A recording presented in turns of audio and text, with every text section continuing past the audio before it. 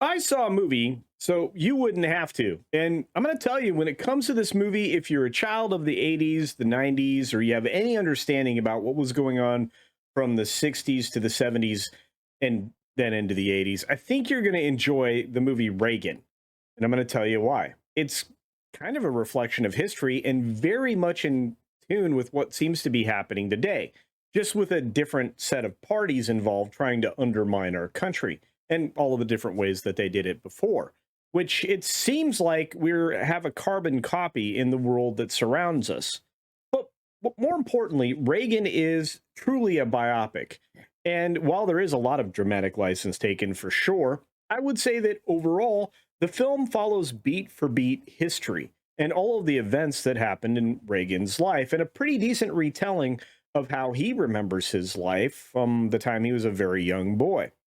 I guess he went through a lot of hardship, it's rather clear, and it seems like the situation with his first wife was not the best.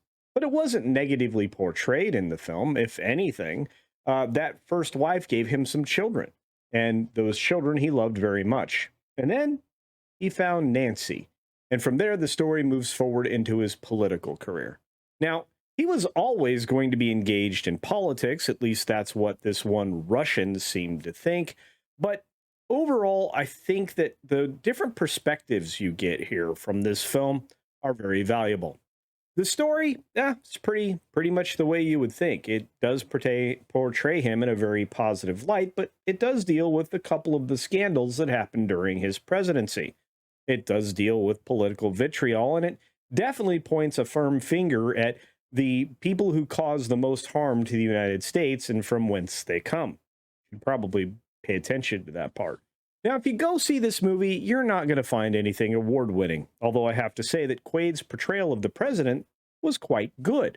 I enjoyed that aspect of the film a lot. And I think every single actor in this film, including John Voight, well, they nailed it. And Voight plays a very realistic, believable KGB man, a former spy, a psychologist that kind of identifies the threats coming from the United States.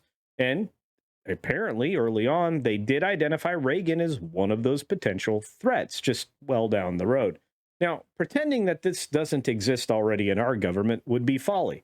We have people being constantly evaluated for whether or not they're a threat to our country. And we have a whole group of spies and now computers that help that happen. Well, here in the States, I will say that we still have these mechanisms in place and they're just way more effective. Reagan does seem to eventually focus on the fact that he is, no matter what, eventually going to be a politician. And at one point, he will be president of the United States. And while you can look at that and call it hokey, and by the way, Nancy Reagan does in this film, and reportedly probably also did in real life, it was kind of destiny that he would end up in the White House at some point in time. And it's hard to imagine or even remember that at one point, California was a different shade. It was red, and it was not red with communism. It was red with Republicans. And look how times change and how things are definitely on the way down in California after who knows how many decades of the current leadership. But I won't dive into the politics today. I'll dive into the politics of this movie. It's amazing. Apparently, we got along a lot better back then, and we really recognized what a common threat was. And at that point in time, it was the Russians and the Soviet Union at that time, the people who were basically at odds with us and were building up an arsenal of weaponry so that we could each destroy each other several times over. And how Reagan fought that battle and didn't have to fire a shot, just a war of words that eventually led to the realization that the end of the Soviet Union was near. What's great about this film is you get to see all the historical leaders of Russia during the period of time that Reagan was making his march towards the White House. You see the good times, you see the bad times, and you basically see the worst and best moments of his life. The Russians, or at least this particular Russian spy, referred to Reagan as the Crusader. And I'll say, I wholeheartedly agree. Throughout the movie, you don't have any any hope of not feeling a little bit emotional here and there about the country that we love so much. And if you don't have emotion, well, are you American? The soundtrack is fantastic and a little bit surprising. And what's fascinating to me is that at the end of the movie, the credits run over Reagan's actual funeral and the processional. And he was quite an honored man. It honors every word that he says in the most important speeches and in the manner in which he presents them. And that's one of the places where I was surprised Quaid was able to shine. As far as the story goes, as I said before, it's what you would expect. The acting is fantastic. It was well shot. The cinematography was brilliant. And the number of names in this film that you will recognize is rather impressive. It's like everybody came together and decided, let's honor this man. And they did. So we have to come up with a score. And in this case, it's not it's not going to win an Oscar. It's not even the best movie you could imagine. In fact, at certain points, I was a little disappointed. But it's still very entertaining, and you won't want to leave. You'll want to enjoy every minute of it. If, again, you're into biopics and you liked Ronald Reagan, this might be a big win for you. But as I said, not a glorious picture, not a great movie, a decent movie, and it's going to sit at a 6 to 10 for me. That's a pretty good score. It's better than average, and it's in line with probably expectations. But unlike a lot of films that I've even scored maybe even slightly higher, this is far more engaging and entertaining.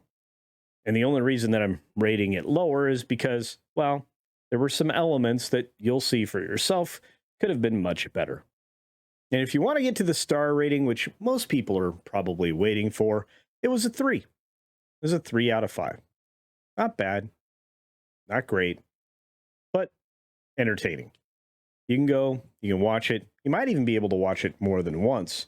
But what it does do is give you a sobering view of the things that we Americans are fighting against just to maintain freedom. You're no more than one generation away from not having it anymore. And believe it or not, we're right in the midst of that. On that note, I saw a movie, so you wouldn't have to. And if you're looking for something to watch this weekend, this movie's it. Oh, and also check out City of Dreams, which I'll be doing myself and doing a review on at the end of the weekend. And just a reminder, my 25,000 subscriber live stream celebration is coming up on Saturday, which, when you're watching this, will be tomorrow. It'll be available starting at 5 p.m. Eastern Standard Time and 2 p.m. Pacific for those of you on the West Coast, and figure it out in between. There'll be some special guests who've agreed to appear and folks that I worked with way back when I first started. And I will hope to honor everybody and just say a big thank you, because the stream's not about me, it's about you. And for those of you here for the first time or the 1,000th, if you're not a subscriber, please double check and turn the red button to gray. And while we're at 25K, I'm not stopping there. I'm going to the moon. With your help, we can do it. On that note, be sure to take care of yourself, take care of others, and until next time, see ya.